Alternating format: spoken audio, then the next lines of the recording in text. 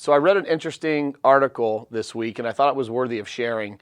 Migration into Arizona has been a hot topic for several years. I remember a stat, I think it was pre-COVID, where there was 400 people a day moving to the state of Arizona, which is staggering. Recently, what I read, in the last 5 years, the top 3 states that have people moving from to Arizona are California at almost 335,000.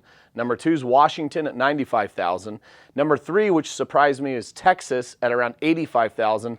And then tied for 4th place was Illinois and Colorado around 60,000. So why is that important? It shows us that even though we're all uncertain again about the economy, I think we're going to start the year thinking things would be a little bit different.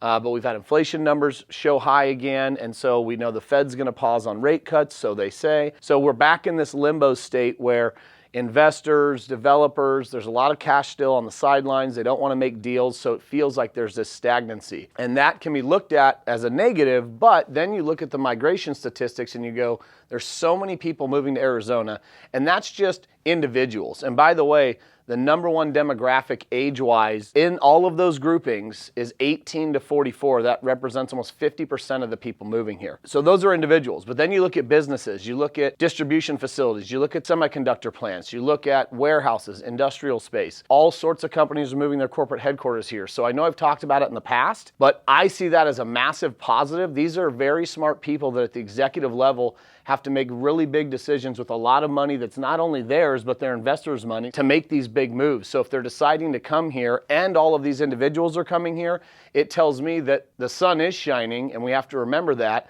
and we have to do our best to jump through this window of opportunity and really capitalize on it.